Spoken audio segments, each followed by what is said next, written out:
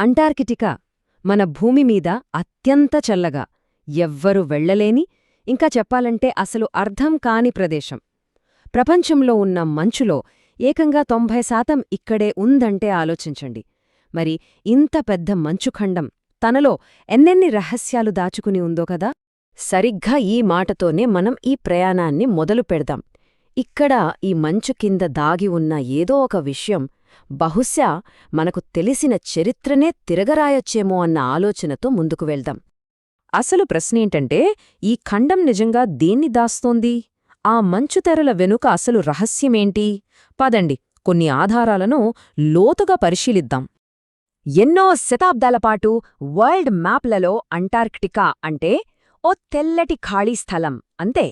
కాని ఎప్పుడైతే మనకు టెక్నాలజీ అందుబాటులోకి వచ్చిందో అప్పట్నుంచి కొన్ని చాలా వింతైన విషయాలు బయటపడ్డం మొదలైంది. శాటిలైట్ ఇమేజెస్లో చూస్తే అసలు ప్రకృతిలో సహజంగా ఏర్పడతాయా అనిపించేంత పర్ఫెక్ట్ షేప్స్ కనిపిస్తున్నాయి.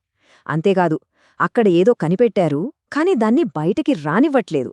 అక్కడ ఏవో వింత సంఘటనలు జరుగుతున్నాయి. ఇలాంటి గుసగుసలు ఈ ఖండం చుట్టూ ఉన్న మిస్టరీని ఇంకా ఇంకా పెంచేస్తున్నాయి. సరే, ఇప్పుడు అసలు విషయానికి వద్దాం. మంచు కింద దాగి ఉన్న వింతల గురించి మాట్లాడుకుందాం. స్పేస్ నుంచి తీసిన ఫోటోల్లో కొన్ని ఆకారాలు కనిపిస్తున్నాయి. అవి ఎలా ఏర్పడ్డాయో చెప్పడానికి సైంటిస్టులకి అంతు చిక్కడం లేదు. ఉదాహరణకు 2016లో శాటిలైట్ ఫోటోల్లో ఇది బయటపడింది. ఎల్స్వర్త్ పర్వతాల్లో ఉన్న ఈ శిఖరం చూడటానికి అచ్చం ఈజిప్టులోని గీజా పిరమిడ్లాగే ఉంది కదూ. దీని గురించి అడిగితే సైంటిస్టులేమంటున్నారంటే, ఇది నునాటక్ అనే ఒక సహజమైన పర్వత శిఖరమట.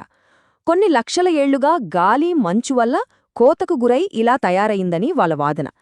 కాని ఇక్కడే ఒక చిన్న సమస్య ఉంది.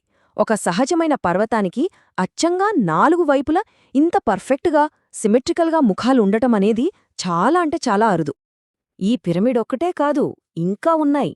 కొన్ని శాటిలైట్ ఫోటోల్లో కొండల్ని తొలిచి కట్టినట్టుగా ఉండే పెద్ద పెద్ద దీర్ఘచతురస్రాకార ద్వారాలు, ఇంకా ఎవరో కావాలని చెక్కినట్టుగా ఉండే మెట్లు కూడా కనిపించాయి. మళ్లీ దీనిక్కూడా సైంటిఫిక్ ఎక్స్ప్లెనేషన్ ఉంది. గ్లేసియాలజీ ప్రకారం మంచు కదలటం, కరగటం, గడ్డకట్టటం వల్ల ఇలాంటి గ్యాప్స్ ఏర్పడతాయట. ఓకే, కానీ ఆ మెట్లు చూస్తే వాటి మధ్య ఉన్న దూరం అంత పర్ఫెక్ట్గా, అంత సమానంగా ఎలా ఉంది? దీన్ని మాత్రం ఇప్పటికీ ఏ జియోలాజికల్ మోడల్ సరిగ్గా వివరించలేకపోతోంది. సరే, ఈ కనిపించే వింత ఆకారాల సంగతి పక్కన పెడితే మనమిప్పుడు అంటార్క్టికా గతం గురించి తెలుసుకుందాం. ఎందుకంటే ఒకప్పుడు అక్కడొక నాగరికత ఉండేదేమో అన్న థీరీలకు పునాది పడింది ఇక్కడే. అంటార్క్టికా అంటే ఎప్పుడూ ఇలా మంచుతో కప్పబడిన ఖండం కాదన్న విషయం తెలుసా? ఒక్కసారి ఊహించండి, కొన్ని కోట్ల సంవత్సరాల క్రితం అదే ప్రదేశంలో పచ్చటి అడవులు, జీవనదులు ఉండేవట. దీనికి శిలాజ ఆధారాలు కూడా ఉన్నాయి. ఒకప్పుడు 21 డిగ్రీల సెల్సియస్ ఉష్ణోగ్రతతో వెచ్చగా ఉన్న ఈ ప్రాంతం నెమ్మది నెమ్మదిగా ఎలా మంచు ఎడారిగా మారిపోయిందో చూడండి. ఇదంతా తెలిసాక మనం యాళ్లలో వచ్చే మొదటి ప్రశ్న, ఇంత మంచు పేరుకుపోకముందే అక్కడ ఏదైనా నాగరికత ఉండేదా? అయితే మెయిన్ స్ట్రీమ్ సైన్స్ ప్రకారం ఈ మంచుఖండం ఏర్పడిన చాలా కాలం తర్వాతే ఆధునిక మానవుడు పుట్టాడు. సో అది సాధ్యం కాకపోవచ్చు. కానీ ఇక్కడే ఒక పెద్ద చిక్కుముడి ఉంది. అదే 1513 నాటి పిరీరీస్ మ్యాప్.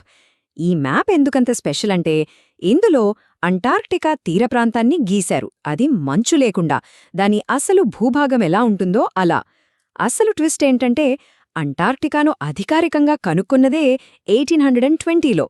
మరి వందల ఏళ్ల ముందే అది మంచు కింద నేల ఎలా ఉందో తెలిసేంత కరెక్ట్గా మ్యాప్ గీయడం ఎలా సాధ్యం? ఇక్కడే చార్ల్స్ హ్యాప్గుడ్ లాంటి థియరిస్టులు ఒక ఇంట్రెస్టింగ్ వాదనను తెరపైకి తెచ్చారు. వాళ్ళేమంటారంటే, వేల సంవత్సరాల క్రితం మంచు యుగానికి ముందే మనకు తెలియని ఒక అడ్వాన్స్డ్ నాగరికత ఉండేది. వాళ్లు సముద్రయానం చేస్తూ ప్రపంచాన్ని మొత్తం చుట్టేశారు. అప్పుడే మంచులేని అంటార్క్టికాను కూడా మ్యాప్ చేశారు. పిరీరీస్ గీసిన మ్యాప్ ఆ పాత మ్యాప్ల నుంచి కాపీ చేసిందే తప్ప ఒరిజినల్ కాదని వాళ్ల వాదన. సరే, ఈ పాత కథల నుంచి మనం కాస్త ముందుకు, అంటే 20వ శతాబ్దంలోకి వద్దాం. ఇక్కడ కొన్ని కుట్ర సిద్ధాంతాలు పుట్టుకొచ్చాయి. ముఖ్యంగా ఈ ఖండంపై పెద్ద పెద్ద దేశాల సైనిక ఆసక్తి గురించి తెలుసుకుందాం. 1938లో నాజీ జర్మనీ వాళ్ళు అంటార్క్టికాకు ఒక యాత్రను పంపారు. వాళ్ళు వెళ్లిన ప్రాంతానికి న్యూ ష్వాబెన్ ల్యాండ్ అని పేరు కూడా పెట్టారు. అఫీషియల్గా చెప్పిందేంటంటే అక్కడ భూభాగాన్ని క్లెయిమ్ చేసుకోవడానికి తిమింగలం నూనెలాంటి వనరుల కోసం వెళ్లామని. కాని యుద్ధం ముగిశాక అక్కడ నాజీలు ఒక సీక్రెట్ బేస్ కట్టుకున్నారని పుకార్లు మొదలయ్యాయి. ఇక సెకండ్ వరల్డ్ వార్ అయిపోయిన వెంటనే 1946లో అమెరికా కూడా రంగంలోకి దిగింది. ఆపరేషన్ హైజంప్ పేరుతో ఒక భారీ సైనిక యాత్రను అంటార్క్టికాకు పంపింది. చల్లని ప్రదేశాల్లో ట్రైనింగ్ కోసం, మ్యాపింగ్ కోసం అని చెప్పారు. కాని అంత పెద్ద ఆపరేషన్ అది అంత సడన్గా ఎందుకు చేపట్టారు అనే అనుమానాలు మాత్రం బలంగానే ఉన్నాయి. ఆ అనుమానాలకు కారణం ఈ నంబర్. ఏకంగా 4700 మంది సైనికులు, ఒక ఎయిర్క్రాఫ్ట్ క్యారియర్, 10ల సంఖ్యలో యుద్ధనౌకలు. చెప్పండి, కేవలం సైన్స్ రీసెర్చ్ కోసం ఇంత పెద్ద మిలిటరీ ఆపరేషన్ అవసరమా? అంతేకాదు, ఆ ఆపరేషన్కు నాయకత్వం వహించిన అడ్మిరల్ బర్డ్ తిరిగొచ్చాక 1947లో ఒక హెచ్చరిక చేశారు. భవిష్యత్తులో అమెరికా మీద ధృవ ప్రాంతాల నుంచి ఎగిరొచ్చే వాహనాలతో దాడి జరిగే ప్రమాదముందని ఆయన అన్నారు. ఇది అక్కడ ఆయన చూసిన దాని గురించే ఒక కోడెడ్ వార్నింగ్ అని థియరిస్టులు నమ్ముతారు. సరే, ఇప్పుడు వర్తమానానికి వచ్చేద్దాం. ఈరోజు అంటార్కిటికాను ఒక అంతర్జాతీయ ఒప్పందం కంట్రోల్ చేస్తుంది. అది రేకెత్తిస్తున్న ప్రశ్నలేంటో చూద్దాం. 1959 అంటార్క్టిక్ ఒప్పందం. విచిత్రమేంటంటే, కోల్డ్ వార్ తారస్థాయిలో ఉన్నప్పుడు ఒకరినొకరు చంపుకోవడానికి రెడీగా ఉన్న అమెరికా, సోవియట్ యూనియన్ సహా 12 దేశాలు కలిసికట్టుగా దీనిమీద సంతకాలు చేశాయి. ఈ ఒప్పందం ప్రకారం ఆ ఖండాన్ని శాంతి కోసమే వాడాలి, ఎలాంటి సైనిక కార్యకలాపాలు ఉండకూడదు, న్యూక్లియర్ టెస్టులు చెయ్యకూడదు, సైన్స్ పరిశోధనల వివరాలు అందరితో పంచుకోవాలి. అంతా బాగానే ఉంది. కాని కుట్ర సిద్ధాంతకర్తలు అడిగేది ఒక్కటే ప్రశ్న: అసలు పడని అమెరికా, రష్యా ఈ ఒక్క ఖండం విషయంలో అంత అకస్మాత్తుగా ఎలా ఒక్కటయ్యాయి? అక్కడ ఏదో రహస్యాన్ని దాచిపెట్టడానికే ఈ ఒప్పందమనే ఐక్యతను ప్రదర్శించాయా? ఈరోజు అంటార్క్టికాకు వెళ్లాలంటే చాలా కఠినమైన నియమాలున్నాయి. ముఖ్యంగా లోపలి ప్రాంతాలకు వెళ్లటం దాదాపు అసాధ్యం. ఈ నిబంధనలు పర్యావరణాన్ని కాపాడటానికో లేక మరేదైనా కారణమో తెలీదు కానీ ఇవన్నీ అంటార్క్టికాను ఒక ఫర్బిడెన్ జోన్గా మార్చేశాయి.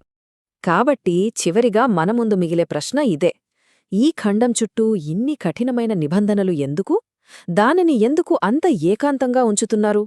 ఈ అంటార్క్టిక్ ఒప్పందమనేది అక్కడి సున్నితమైన పర్యావరణాన్ని కాపాడడానికా లేక మరేదైనా సున్నితమైన రహస్యాన్ని కాపాడడానికా?